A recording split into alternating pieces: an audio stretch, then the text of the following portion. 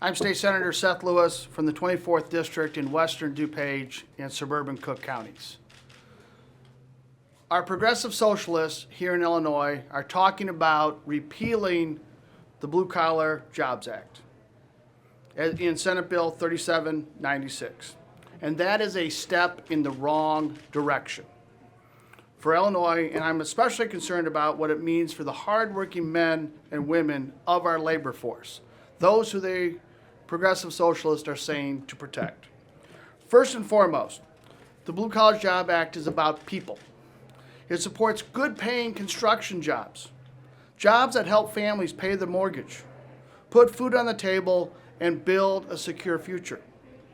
When we eliminate these incentives for small businesses, which they are, the first impact is felt by the workers. Fewer projects, fewer opportunities, and fewer chances at steady families supporting employment. And at a time when families are already feeling the strain of rising costs, the last thing we need is a policy change that makes it harder to find good work. This law has helped support thousands of workers across Illinois by encouraging projects that keep skilled tradespeople on the job and our local economies moving. Those jobs just don't exist in a vacuum. When workers earn a good wage, they spend dollars in their communities, supporting small businesses, strengthening neighborhoods, and driving up economic stability from the ground up. The Blue Collar Jobs Act passed in 2019 and was not created on a whim.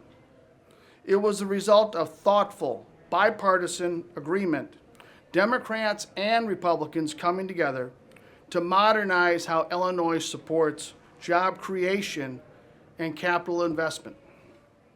At a time when cooperation can be rare, this law proves that we can still find common ground on issues that matter to working families and employers alike. Now just as this law supports workers, it also provides certainty and valuable incentives for employers, which is incredibly important.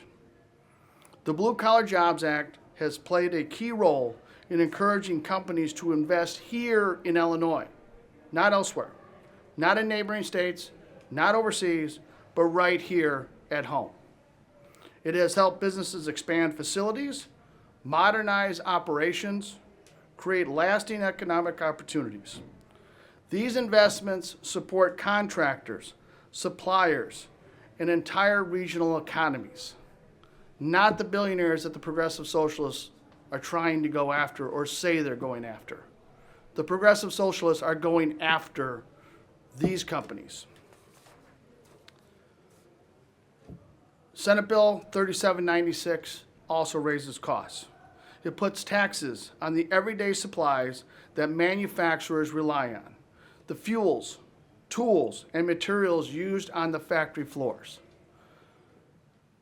That makes it more expensive to make things here in Illinois.